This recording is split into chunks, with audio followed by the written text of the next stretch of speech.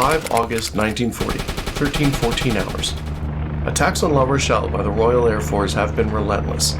The port, while securely under our control, is still vulnerable to air attack due to a lack of anti-aircraft gun emplacements. As it stands, it is up to any U-boats in port to defend the base. But this is not a prospect that can be maintained as a long-term solution.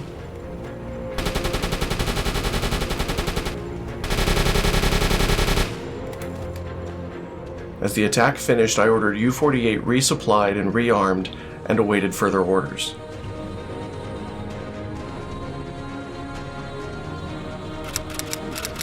(20:06 hours). Our orders arrived from BDU. U-48 was ordered to patrol the waters north of Ireland and sink 7,000 tons of Allied shipping. Under normal circumstances, this was a fairly simple patrol, but with the increased activity from the RAF, it would be difficult to approach the area without being spotted.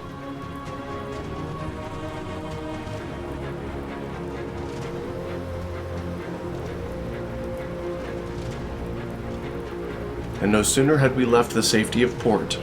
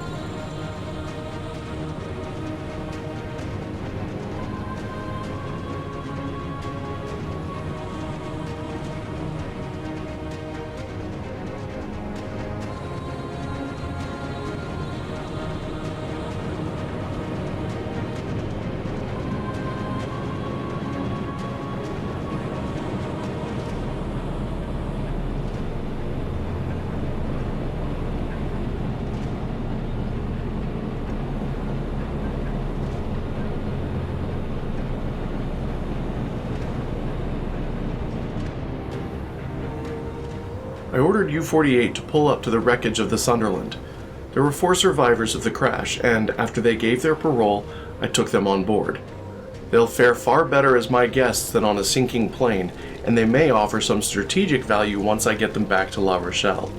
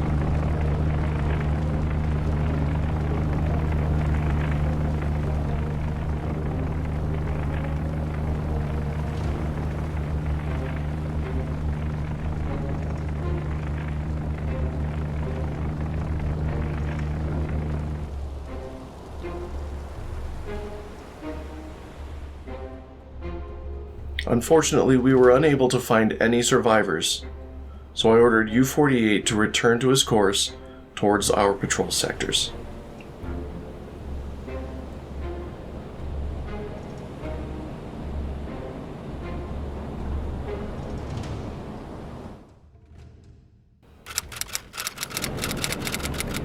August 1940, 04:33 hours.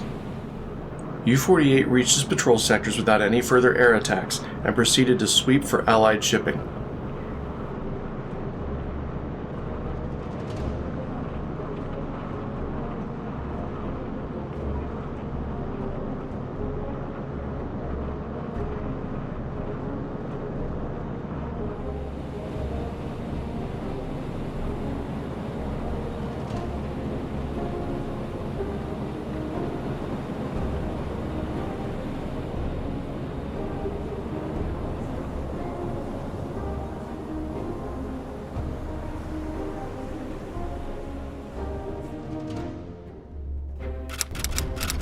(22:09 hours). We received a new message from BDU.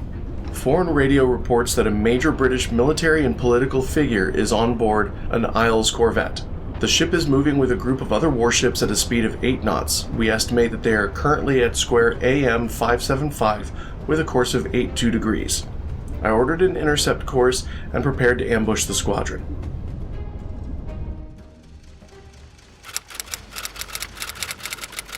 We have made contact with the squadron of warships. We are looking for an Isles-class corvette. Now, since it has a VIP on board, they are probably going to be in the middle where they're going to be most protected. So we're going to need to get a bit closer to the center line of the squadron.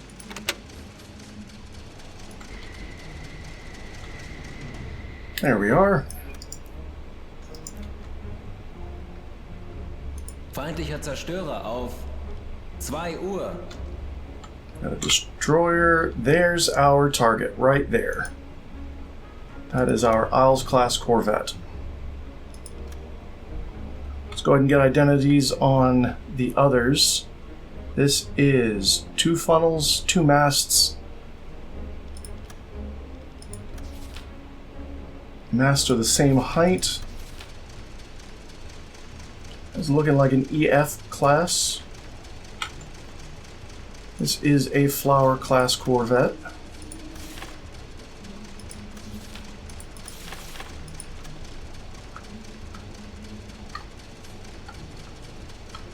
A Flower class. A Flower class.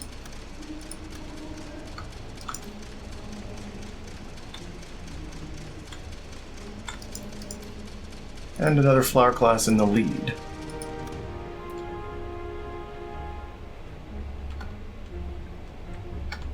This is who we want. Let's go ahead and get a speed.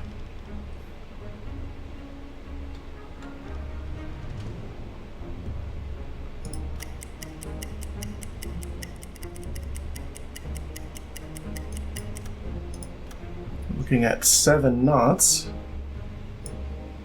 Angle on bow, we're looking at 41 degrees.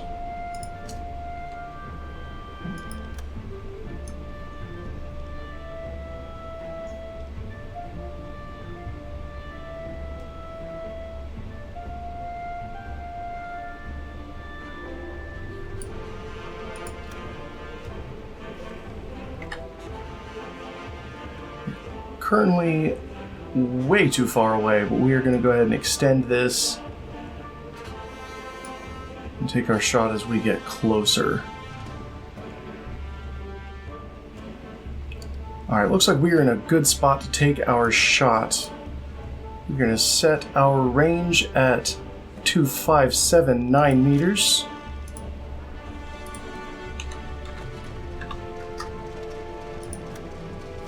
Flood tubes 1 and 2. Rohr 1 bewässern.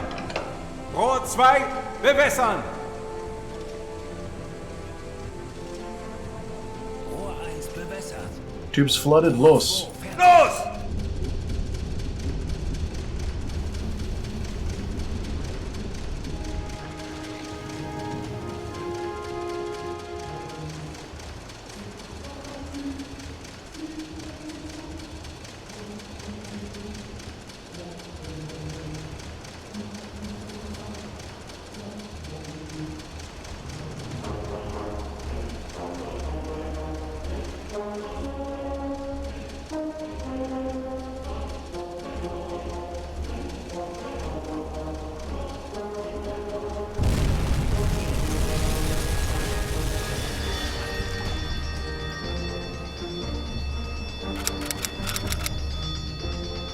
0546 hours. The Isles-class corvette was reported sunk. Well, we had a good hit. Didn't need the second torpedo, and the second torpedo missed the other two ships that were in the line. So we're going to go ahead and slip away as best we can. Let's see. Our hydrophone picked up another contact over here that if they are traveling across us, I would like to check that out as well. But first, we've got to get away from them. Let's give them something to chase. We'll put a decoy in the water.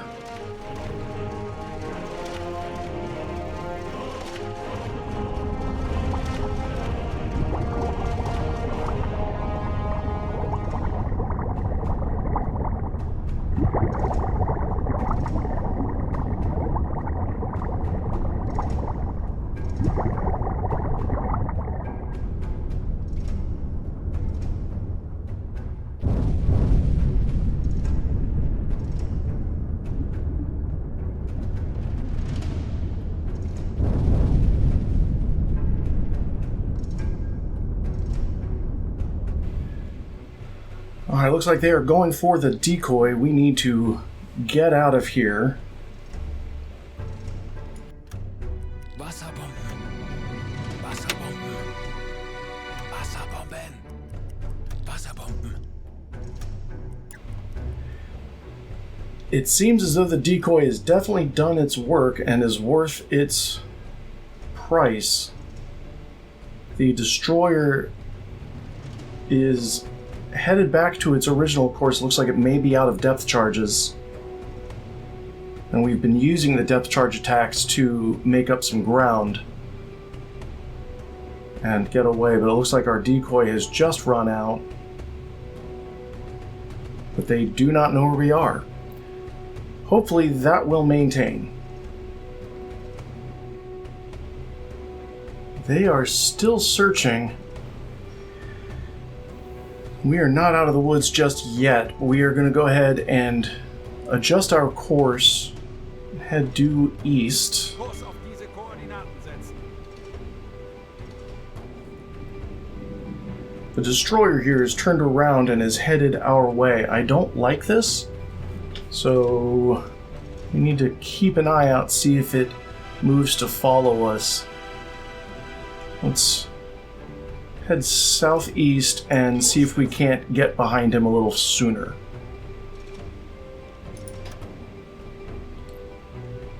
Make your depth 90 meters. He's turned a little bit, but I don't know if that's to intercept or if he is still searching. So we're going to adjust. Let's head southwest. Kurs auf diese Koordinaten setzen. And it looks like he's just searching. And no one's in a great position to hear us, so we're going to go due west Kurs an. and see if we can't slip away. And it would appear that they have given up the search. They're now going to have to go back and report that they lost the one ship they were supposed to protect. I don't envy them.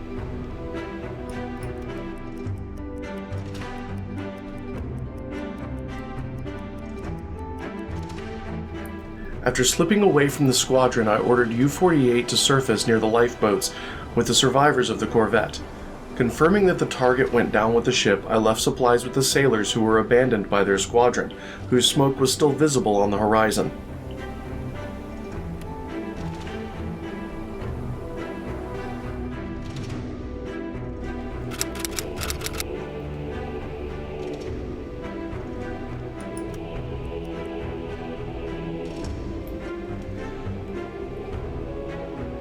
Well, in intercepting the cargo ship that we were looking for, we've run afoul of the same group of warships. It looks like they may have gone back for the survivors. So we're going to go ahead and report the trade ship in, and we're going to go in reverse. We are actually about to cross its plane and get closer to the other ships. I do not want to have to deal with them, obviously. It would be nice if they could go about their business and we could use the guns on him, but if they're this close, there's no way I'm surfacing.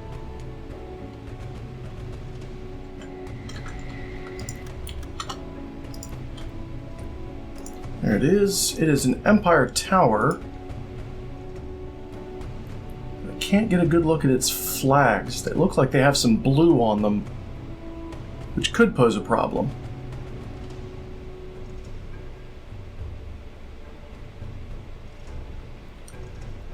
We will be able to better see when she gets closer.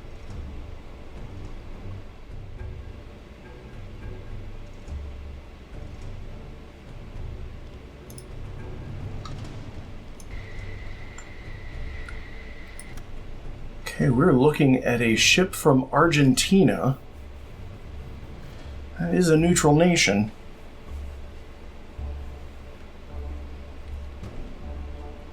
But it is also headed directly out of Great Britain, Scotland area.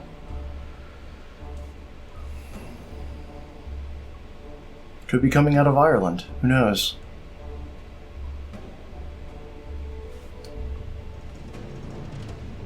I want to surface and inspect it, but that warship squadron is still very close. We may have to shadow.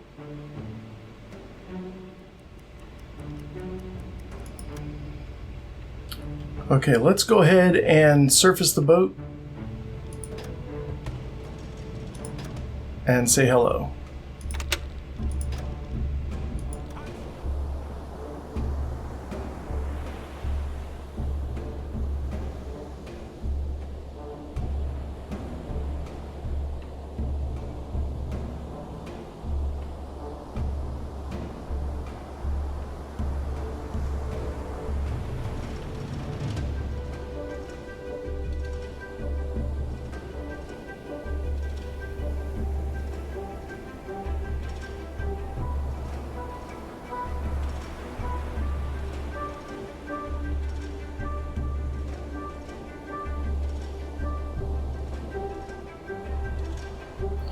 The freighter is unarmed and flies a neutral flag. Herr Sommer led a delegation over, accompanied by Herr Eisenecker, Herr Krieger, and 6 men. The captain met them on the deck, and while he spoke some German, he spoke fluent English. Luckily, so did one of the men. He invited the officers to his office and offered them his shipping documents. The captain had an admirable sense of acceptance, as he was destined for the port of Halifax, an enemy port, and he knew that we were required to sink his ship. Herr Sommer agreed and instructed him to evacuate his crew. Herr Sachs then went down to plant explosives in the ship's engine room.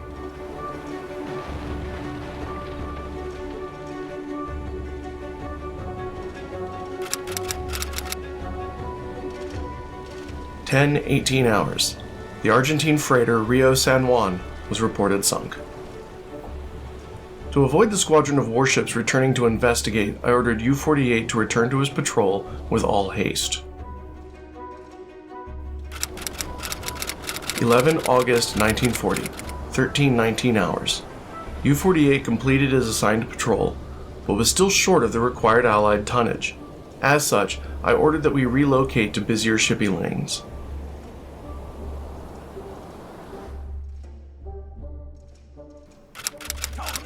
12 August 1940, 02:31 hours. Herr Eisenecker reported a pair of single hydrophone contacts. I ordered a course to intercept one of them, and firmly believe that we can take care of both in short order. Alright, here is the hydrophone contact we were tracking down. One of 2. We're going to go ahead and close in, get an identification and a solution. But there are no warships in the area, so we may go ahead and use guns on this.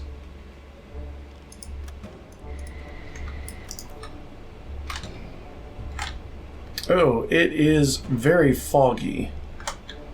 There is no visibility. We're going to have to get really close just to even get an identification. Okay, we can see the ship. Can't quite get the flags. Actually, oh, nope, there we go. Swiss flags. This looks like an Empire Explorer class. We're going to have to surface and inspect. We've had people try to fly Swiss flags on us before.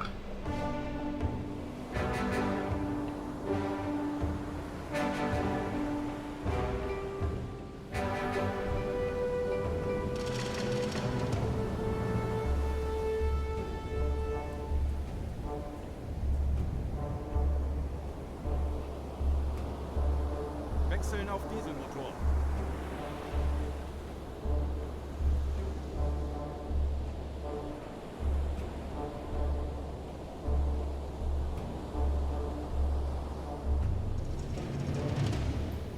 Pulling up next to the freighter, I led a delegation, accompanied by Herr Krieger, Herr Vogt, and 6 men. The captain was understandably cold, considering a U-boat just surfaced next to his ship. Upon looking over the documents, they stated the ship was destined for Port of Rotterdam, and that made sense, but I pressed the matter. The captain was able to plot his course on the charts directly, but the documents still seemed false. My bluff paid off, and the captain admitted that he was smuggling goods for the Allies. I ordered that he evacuate his men, as I was required to sink his ship. Once again, Herr Sachs planted explosives in the engine room. 0545 hours. The Swiss freighter St. Goddard was reported sunk.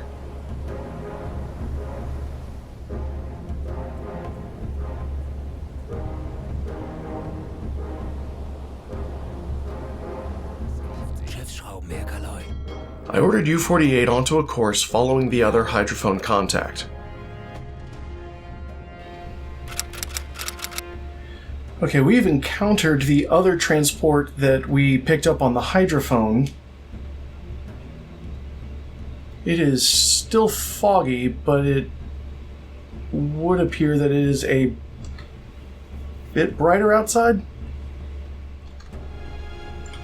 Visibility is still practically nothing, so we're going to have to swing up alongside this ship as well. Kurs auf diese Koordinaten setzen. Ei, ei, Herr Kaloy.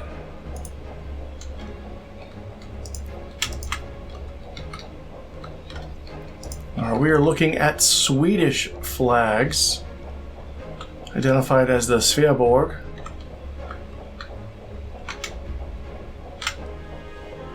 We're going to have to surface and search.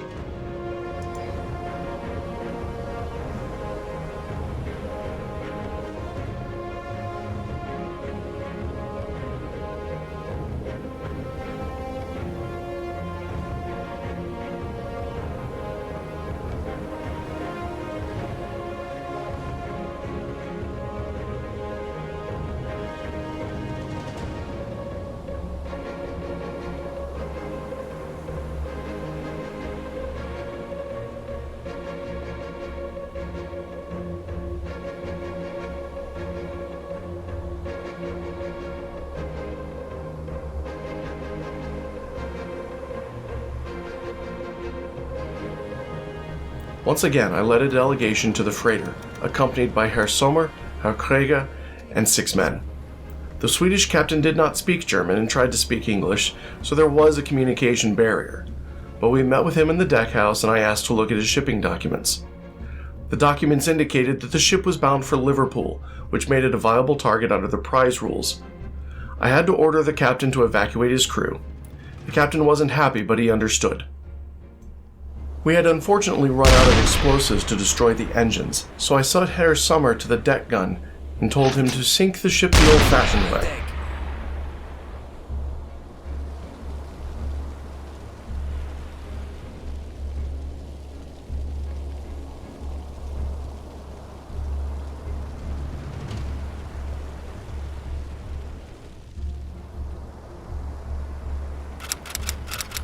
(0804 hours). The Swedish freighter Sveaborg was reported sunk.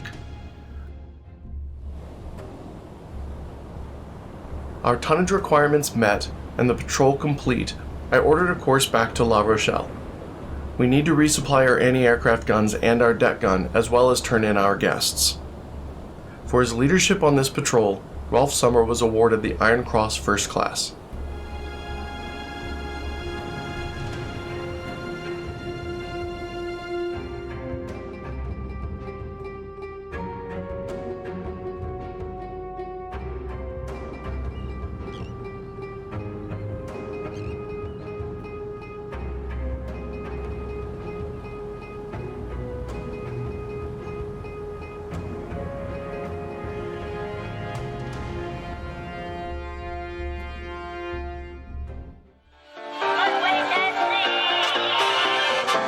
The kind of music men hum or whistle when they feel on top of the world.